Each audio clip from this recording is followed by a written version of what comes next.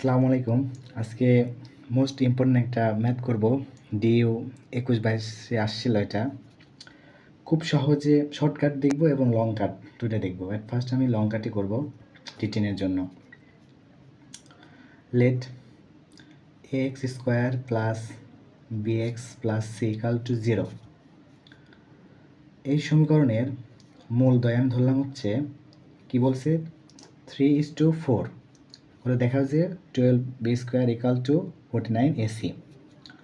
তাহলে আমি ধরব হচ্ছে 3 আলফা আর 4 আলফা ধরলাম। এখন মূলদ্বয়ের সমষ্টি 3 আর 4 যোগ করলে হয় 7 আলফা ইকুয়াল টু, এখান থেকে যোগফল আমরা জানি মাইনাস b/a। সুতরাং alpha equal to minus b/7। আবার মূলদ্বয়ের গুণফল বের করব 3 4 12 alpha square equal to c/a।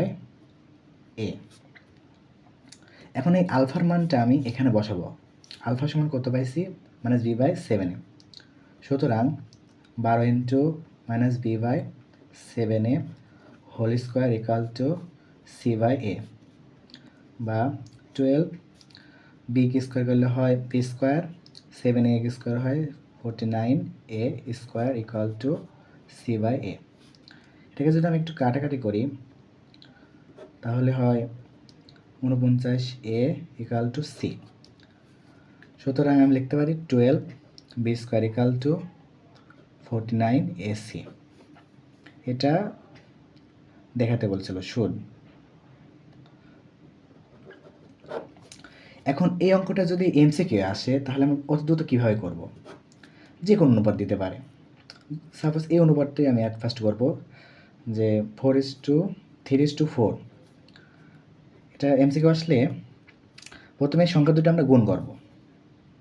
3 4 12 B স্কোয়ারের সাথে যাবে। পরে সংখ্যা দুটো যোগ করব। 3 আর 4 যোগ করলে হয় 7, যোগ করার পর বড় করব। 7 7 49 এসি। যদি 2:1 হয় তাহলে সেম গুণ করব। 2 1 2 বি স্কোয়ার ইজিক্যাল টু যোগ করলে হয় 3 3 3 9 এসি। যদি 3:1 হয় তাহলে গুণ করব। 3 1 3 বি স্কোয়ার ইজিক্যাল টু যোগ করলে হয় 4 4 4 16 এসি। যদি 9:1 হয় তাহলে গুণ করব। 9 1 9 বি স্কোয়ার যোগ করলে হয় 10 10 10 100 এসি। যে কোনো অনুপাত দিলে আমরা এমসিকিউ এত সহজে করে দিতে পারবো। যেমন 7:1 যদি দেয় তাহলে 7 আর 7 1 7 বি স্কোয়ারের সঙ্গে যাবে গুণ করে 7 বি স্কোয়ার যোগ করলে হয় 8 8 8 64 এসি।